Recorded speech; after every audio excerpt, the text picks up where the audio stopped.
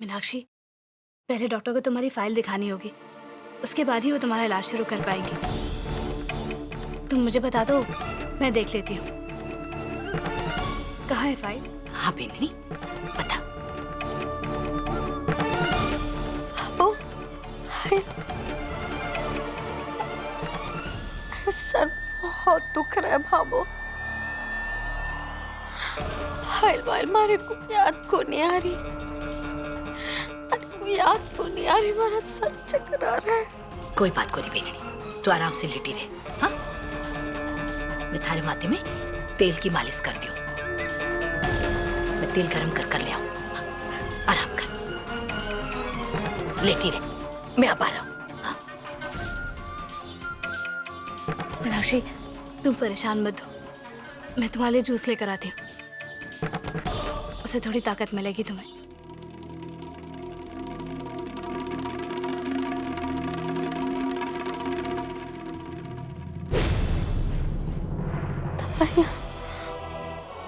हमारी वैद्यरानी की दवाइयां हमारे को लेनी है।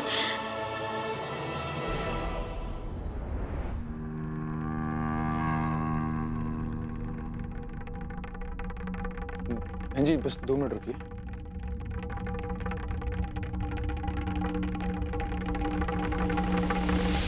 उमैद, उमैद, क्या हो गई? वो स्कूटर से गिर गया भैया। कैसे गिर गया?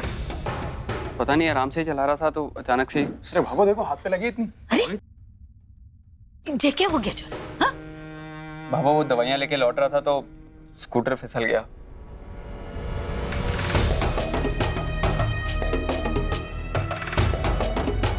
चल, मैं दवाई लगाऊं। भाबो तू रहने दे, मैं कर लूंगा, ज्यादा नहीं लगी।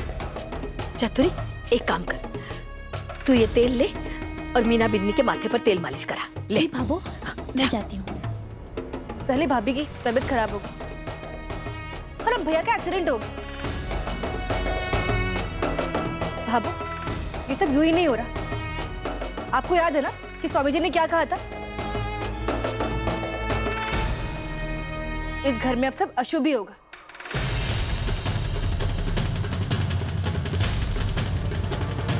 छवि, तुम तो पढ़ी लिखी हो, फिर भी ऐसी बातें। बस कीजिए भाभी, सब कुछ आपकी आंखों के सामने हो रहा है, तब भी आप बहस किए जा रही हैं। अच्छी भली मीना भाभी बेहोश हो गई।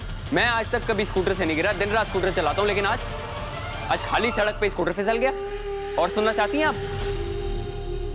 बताऊं क्या हुआ है? और क्या हुआ बेटा? पता है पापा, अभी भैया के खाते से पैसे निकालने गया ना, तो वहां पता लगा कि भैया के खाते से 70,000 रुपए की चोरी हुई है।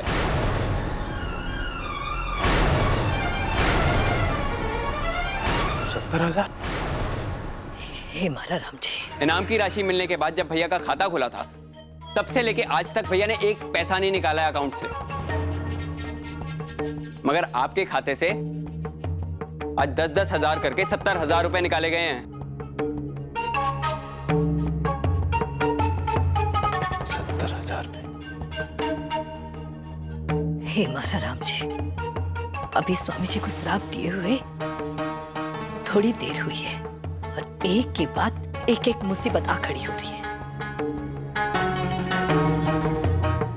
तू चिंता मना कर बेननी, तू अपनी जिद पर अड़ी रहे। अनर्थ से अनर्थ हो जाए पर तने की चिंता। हाँ? तू कोर्ट का आर्डर है ना, वापिस ना लेना। अब श्राप के प्रकोप से ना जाने आगे क्या होगा। अब हाथ पर हाथ धरे बैठे काम ना चलेगा। चल, सब मंदिर चलकर मिलकर भगवान से इसके पापों की माफी मांगे। शायद भगवान को दया आ जाए और ये प्रकोप शांत हो जाए। चलो सब हमारे साथ, सब जल्दी करो, मंदिर चलो। चल।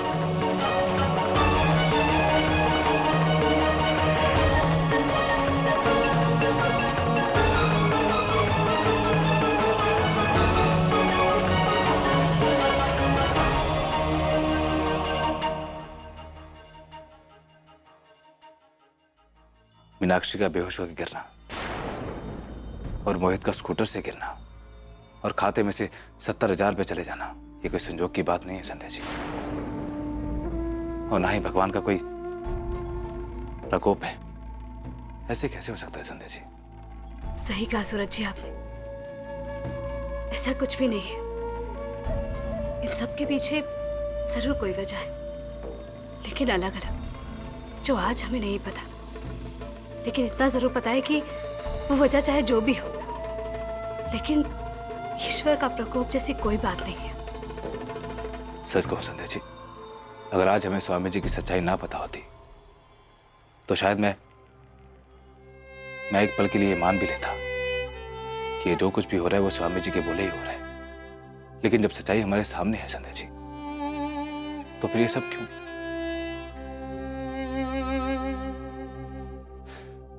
संध्या जी, ये जो कुछ भी हो रहा है ना, ये ठीक नहीं हो रहा है, और सारे घर में जैसे आफत से टूट गई है, और सब इसके लिए आपको जिम्मेदार ठहरा रहे हैं। और उधर स्वामी जी भी चुपचाप नहीं बैठने वाले। इसलिए संध्या जी, जितनी जल्दी हो सके हमें स्वामी जी की सच्चाई सबके सामने लानी होगी, ताकि भाभो को इस सच्चाई के बारे में पता चले। सूरज जी, बिगड़ी बनाने वाला वो ईश्वर ही है। हम तो सिर्फ उनके दिखाए रास्ते पर चल रहे हैं। अब जो करना है वही करेंगे। आज उनकी आस्था दांव पर लगी, इसलिए अब उन्हें ही ये सब ठीक करके सच को सामने लाना होगा।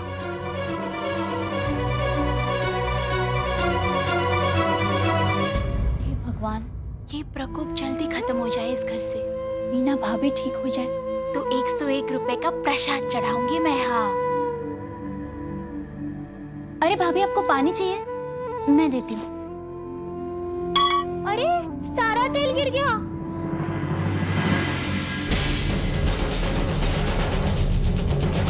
सूरज साहब, संध्या भाभी, जल्दी आओ। चंद्री, रुको, हिला मत। भाभी, चतुरी, मैं कुछ लेके आता। अब नहीं सूरज, मैं ये पाउडर डाल देती हूँ।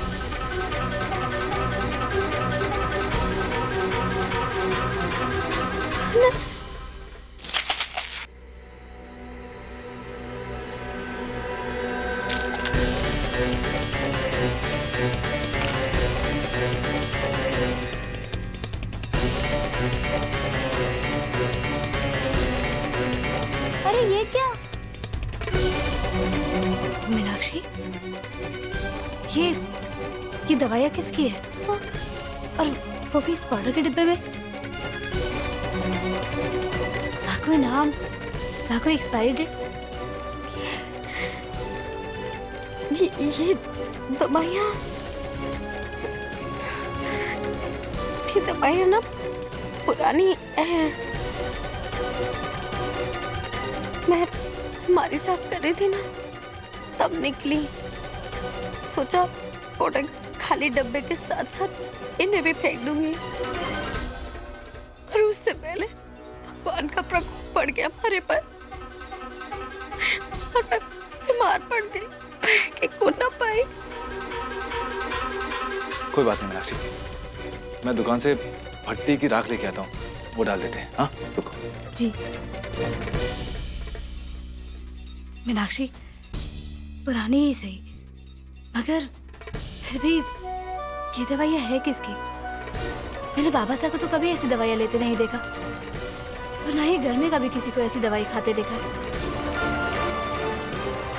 वो थानेदार लग गई काम पे, और कुछ बोली ना मीना, तुम बातों में उलझा कर सारा भेद हमारे मुंह से ही निकलवा लेंगी। अब चिटानी जी, अरे को माफ कर दो, अरे को बहुत चक्कर आ रहे हैं, अरे से ये सवाल जवाब मत करो, भगवान के वास्ते हमारे को आराम करने दो।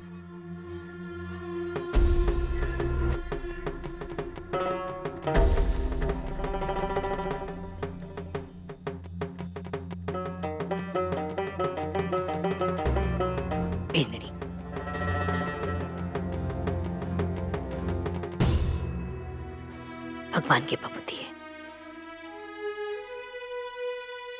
आराम पहुंचेगा इससे। सो जा।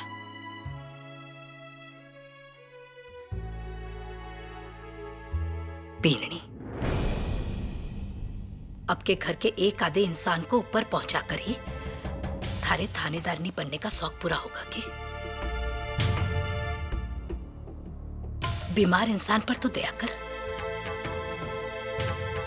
कि उसके लिए भी विनती करनी पड़ेगी मन्ने।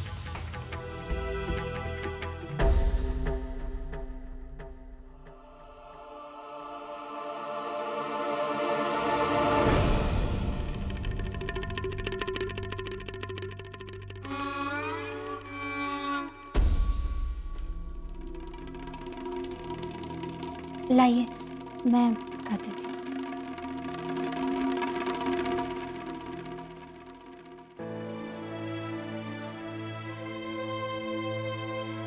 चल चतुरी, हाथ पैर धो ले।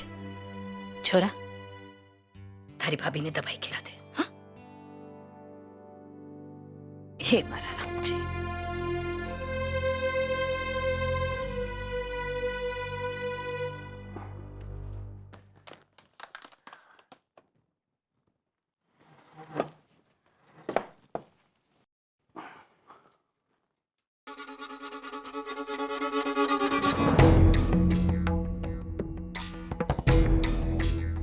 वैसे भाभी, एक बात बोलूं, मुझे पता नहीं क्यों ऐसा लग रहा है कि आपकी ये तबीयत वो वैद्य रानी की दवाइयाँ खाने से तो नहीं बिगड़ी।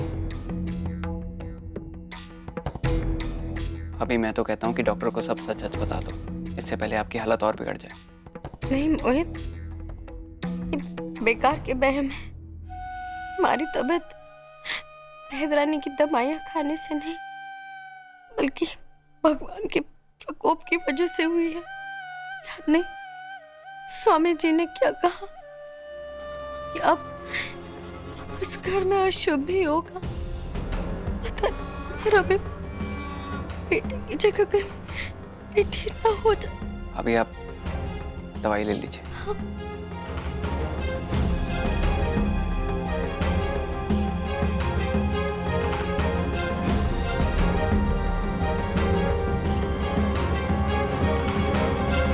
अभी डॉक्टर तो आपकी फाइल देखना चाहती है, इसलिए उन्हें तो बताना पड़ेगा ना कि आपने कौन कौन सी दवाइयाँ ली हैं। डॉक्टर से कुछ भी छुपाना आपकी सेहत के लिए ठीक नहीं होगा।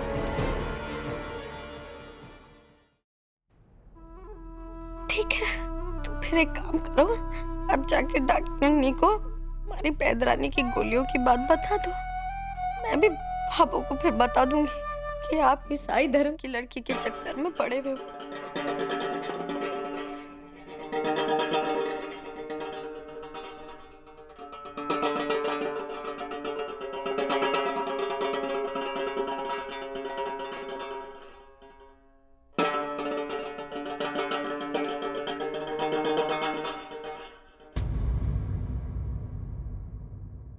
ये ऐसी दवाइयाँ कहाँ देखी है मैंने? कहीं तो देखी है, कुछ याद नहीं आ रहा।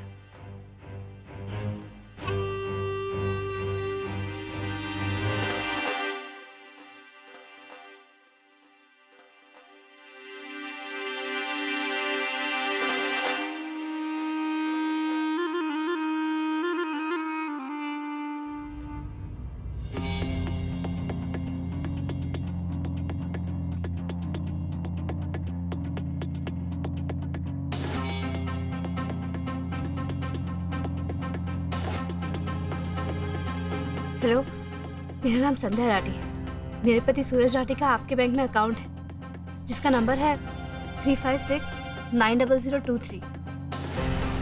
दरअसल इस अकाउंट से 12 दिसंबर से लेकर 30 जनवरी के बीच में कुल 70,000 रुपये निकाले गए।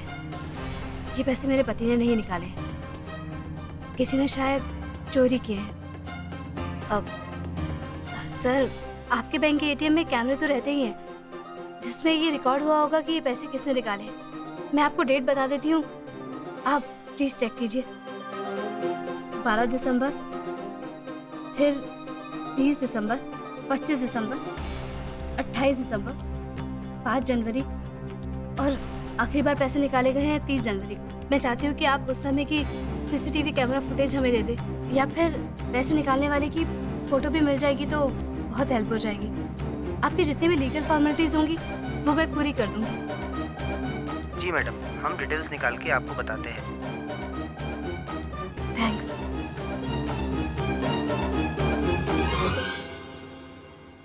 हाँ बाबू, ले जा, ये कंबल मंदिर में दान करा।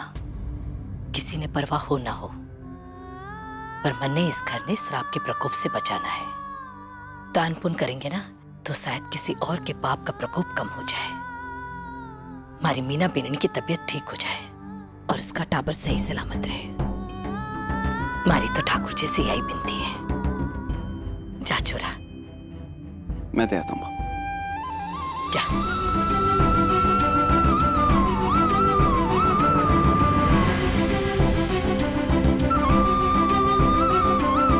कैसे समझाऊं भाभू को कि ये सब प्रकोप की वजह से नहीं हो रहा। मीनाक्षी की चिंता मुझे भी है। दाइसा दाइसा सुनिए ना दाइसा, एक आखिरी सवाल। दाइसा दाइसा दाइसा दाइसा दाइसा दाइसा दाइसा, एक आखिरी सवाल। क्या है? दाइसा, हमारी माँ ने बताया कि आपके टाबर होगा, तो इस नाते वो हमारा काका हुआ ना। पर मैं ये सोच रहा था दाइसा कि भतीजा काका से बड़ा कैसे हो सके। चुप कर रे छोरा, लगाओगे एक चमाट खींच कर। बड़ा तो बड़ा, अब से बच्चा होगी मेरा मजाक उड़ाओगा के?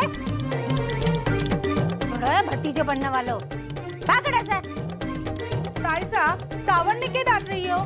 इसने तो आपकी वैदरानी से दवा लेने की अखबार में खबर देखी तो बोल दिया। इसमें इतनी भड़कने वाली क्या बात है?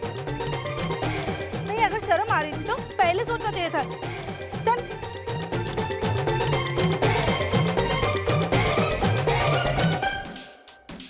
वैदरानी की दवाइयाँ, मीनाक्षी के कमरे से मिली दवाइयाँ भी तो वो शायद वही तो है।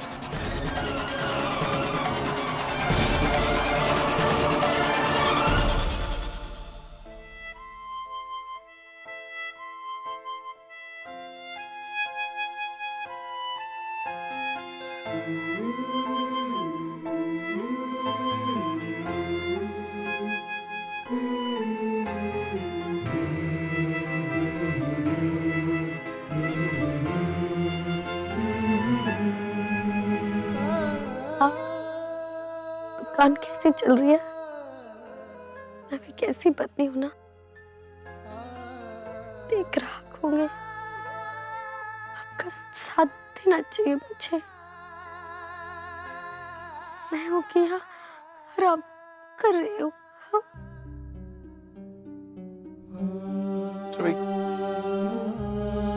कैसी बातें कर रही है मीना? बावली हो गई है क्या? भाई दुकान, ग्राहकी, पैसा, ये सब थारे से बढ़कर है क्या? बोल। इंसान पैसा कमाता है, पैसा इंसान को नहीं।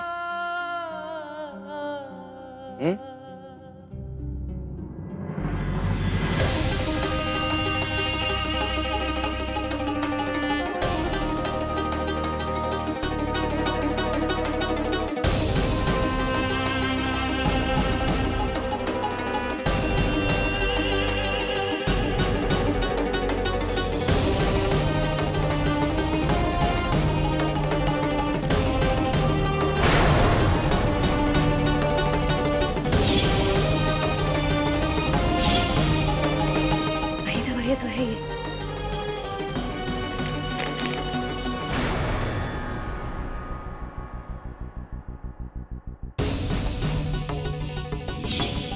मीनाक्षी,